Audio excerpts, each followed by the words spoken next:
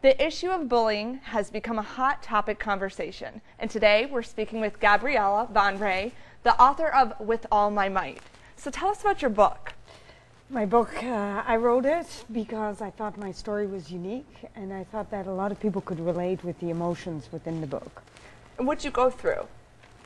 Oh, that's a lot to answer in one brief sentence. Basically, I felt that when I came from Pakistan and I was adopted through a Dutch family, that I felt kind of outcast, meaning everyone was predominantly Western, and they had blue eyes, tall, blonde hair, and I stood pretty out.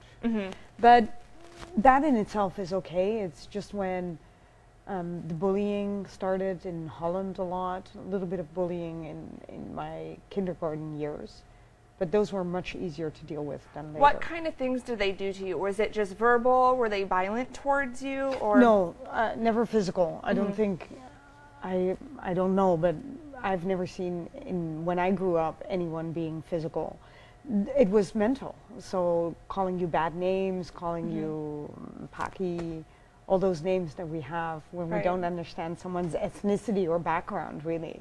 And one of the things that I talk about when I go to schools is more the horrendous experience of moving into a new country in a new classroom and basically having very few friends and then being ganged up upon on a playground by 30 kids out of your class and being ripped off your clothes. And going through this, what advice do you have for a student who might come to you and just say, you know, I'm being bullied, I'm not being accepted, you know, you're a grown adult now. What advice would you give someone going through this? Go ask for help, but most children don't want to do that. I've already noticed on this tour that the kids really don't want to do that. And I understand that firsthand, but the child needs to do either two things. Stand up to the bully, and often they don't dare because it's all based on fear of themselves. But I told them in most schools is if you learn to accept who you are and you're really comfortable, then you don't get bullied anymore. Because how do you think you do that? Because I think it's very difficult for a person maybe to look in the mirror and say, like, I am beautiful, you know. What do you think a person can do to help build their self-confidence, maybe in those younger years? I think one of the first things that they have to do is accept their uniqueness. I did the opposite. So the more I did it, the more I got bullied. So when I speak to children today, that's what I say.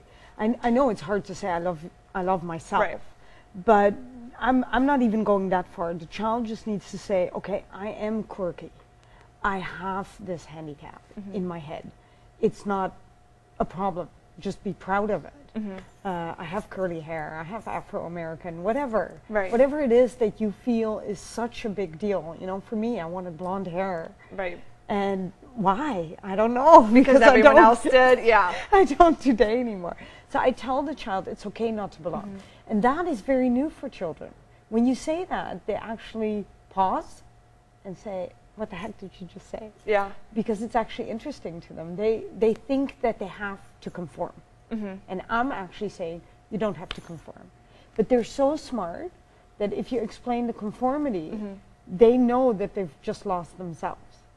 And that's quite interesting. Why do you think people bully? I mean, I've heard the term because the bully has low self-confidence, and sometimes it doesn't seem like that may be the case. Why do you think people attack and prey on people? I do think it's self-esteem, but I think it also has to do with the environment. Maybe they learned it from the parents. They learned it somewhere. They've seen something. And I think it's really sad that we're not discussing the issue more on the bully side, because if we could, I'm not saying fix it, but if we could talk to bullies more about what it is, what they're so in pain about. I think it's pain. And if you have pain, then you have to bring it out. Vent it out. How do you think we can stop it? Stop bullying, eradicate, awareness. Have you seen the bully movie? No, actually I wanted to talk to you about that. How do you think that's being perceived? I know I wish more kids would go. I saw it in Chicago because it hasn't played yet in Vancouver. It probably plays now. It's being selectively shown in separate cities. So it's but Chicago played it, Tampa played it. Honest, you have to see it. It's heart-wrenching, but again, there's only there's only a few cases in it, so not every child can relate. I would almost say we need 4 more movies like this with different cases so that children that see it would relate totally to that. But when you see the movie, you really wonder what's going on with the educators and the parents, because there's huge deniability there. Right. Well, thank you so much for sitting down and talking about your book. We're going to have a link to your website and some info on your book.